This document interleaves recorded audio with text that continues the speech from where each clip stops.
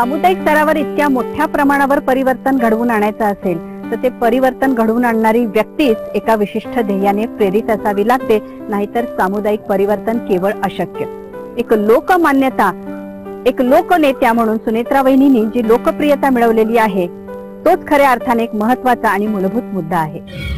आदरणीय पवार साहेब चेअरमन असलेल्या व आदरणीय दादांचं मार्गदर्शन असलेल्या विद्याप्रतिष्ठान या संस्थेमध्ये मॅनेजमेंट कमिटीची एक सदस्य म्हणून आणि अकॅडमिक काउन्सिलचे एक सदस्य म्हणून गेल्या 3 वर्षापासून मी काम पाहते।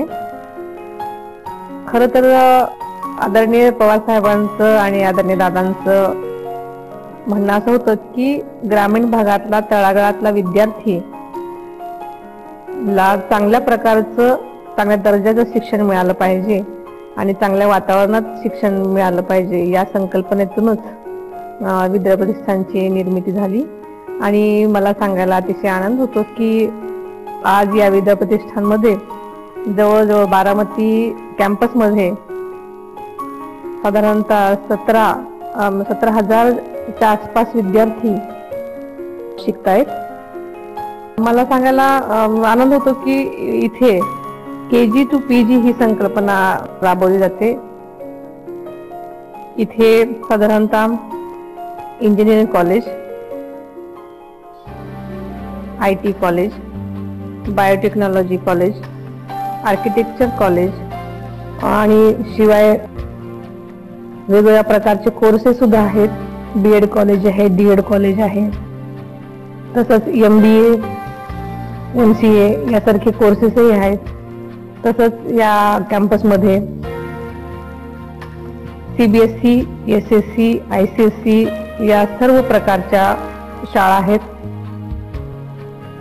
त्याच्यामध्ये मराठी आणि इंग्लिश मीडियम हे दोन्ही माध्यम इथे शिकवले जातात।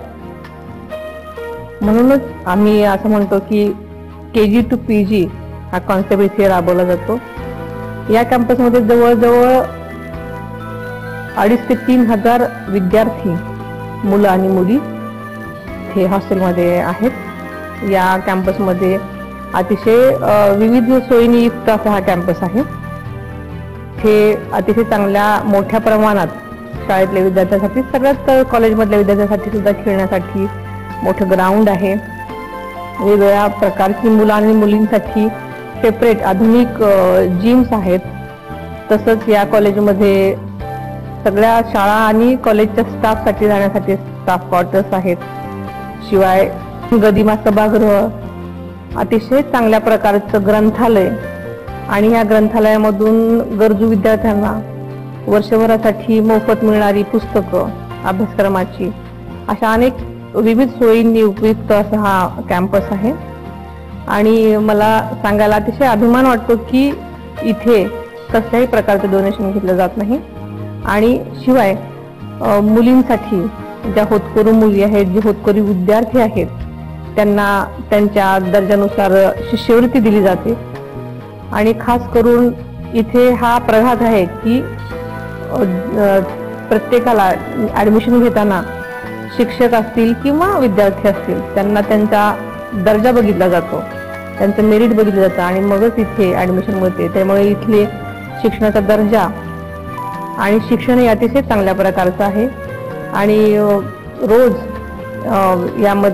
या कॅम्पसमध्ये इतके विद्यार्थी शिकतात, त्याचा मनापासून इथे आनंद होतो। कारण आम्ही विद्यार्थ्यांना जास्तीत जास्त सोयी आणि सुविधा आणि चांगल्या प्रकारचं शिक्षण कसं देण्यात येईल यावर आम्ही जास्त लक्ष देत असतो। प्रशासनाच्या बाबतीमध्ये अलीकडे विद्याप्रतिष्ठान या ज्या सगळ्या वेगवेगळ्या ज्या संस्था आहेत आमच्या, या संस्थेमध्ये आता प्रशासक म्हणून त्या लक्ष घालतायत। प्रशासक म्हणून कोणत्या हॉस्टेलच्या प्रवेशापासून ते महाविद्यालयीन प्रवेशापासून या प्रिमायसेसच्या स्वच्छतेपासून सर्व साधन सुविधा, सपोर्टिंग सर्व्हिसेस याच्यामध्ये त्या जातीनं लक्ष घालतात। कोणतीही गोष्ट वेळेत मिळाली पाहिजे हा त्यांचा नेहमीच एक पद्धतीचा त्यांचा हेका असतो की हे झालं पाहिजे। या सर्व गोष्टीमध्ये एक चांगल्या प्रकारचं नेतृत्व, संघटन, व्यवस्थापन आणि प्रशासन याला एक गोष्ट नक्की लागते आणि ती गोष्ट म्हणजे decision making, quick and correct decision. ही त्यांच्या अलीकडे जाणवणारी, प्रकर्षानं जाणवणारी एक प्रभावी गुण त्यांच्यामध्ये तो जो जाणवतो आहे, ते कौशल्य जे जाणवत आहे ते अप्रतिमाचं कौशल्य आहे। त्यामुळं एखाद्या महाविद्यालयाच्या, संस्थेच्या, शाळेच्या किंवा ओव्हरऑल संस्थेच्या विकासासाठी एखाद्या निर्णयासाठी थांबावं लागणं, याच्यामुळे थोडंसं डिस्करेज झाल्यासारखे लोक होतात. परंतु वहिनी स्वतः जातीनं लक्ष घालून क्विक आणि तितकाच तडफदार आणि त्या पद्धतीनं मार्गदर्शन घेऊन किंवा काही लोकांच्याकडून माहिती घेऊन त्या निर्णय देतात. हे त्यांचं कौशल्य सुद्धा तितकंच वाखाणण्यासारखं आहे. मुलींसाठी आणि मुलांसाठी वेगवेगळी हॉस्टेल्स आहेत आणि त्यामध्ये अतिशय चांगल्या उत्तम प्रकारचं जेवण मिळतं. चांगल्या स्वच्छ मेस आहेत, हायजेनिक आहेत आणि प्रत्येक हॉस्टेलमध्ये वायफाय ही सुविधा आहे, जेणेकरून IT चे विद्यार्थी असतील, इंजिनिअरिंगचे विद्यार्थी असतील किंवा बायोटेकचे विद्यार्थी असतील, ज्यांच्याकडे कम्प्युटर असेल, ते स्वतःचा जर अभ्यास करायचा असेल तर ते कम्प्युटर अभ्यास करू शकतील. तसंच कॅम्पसमध्ये अतिशय नक्षत्र गार्डन म्हणून चांगल्या प्रकारचं उद्यान आहे, जेणेकरून मुलांना जर वाटलं फिरायला जावं तर तिकडे ते जाऊ शकतात. तसंच चांगल्या पिण्याच्या पाण्याच्या सोयी प्रत्येक कॉलेजमध्ये, शाळांमध्ये आणि हॉस्टेल्समध्ये स्वच्छ पाण्याची सोय. तसंच अभ्यासाला रात्री सुद्धा कॉलेजमध्ये त्यांचे प्रोफेसर, शिक्षक येऊन व्यवस्थित त्यांचा अभ्यास घेण्यासाठी त्यांची खास वेळ, अशा अनेक सुविधांनी युक्त हे विद्यापीठांचा कॅम्पस आहे. त्यामुळे तिथले विद्यार्थी अतिशय प्रसन्न मनाने हे त्यांचं शिक्षण चांगल्या प्रकारे घेत आहेत.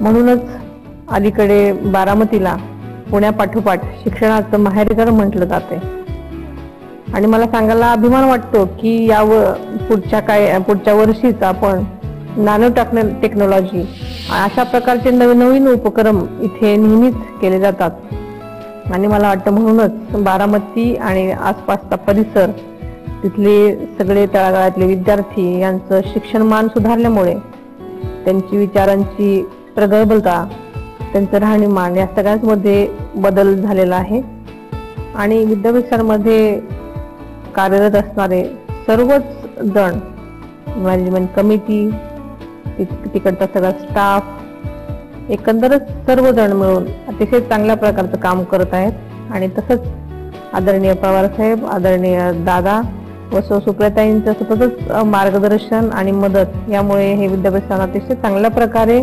वाटचाल करत आहे.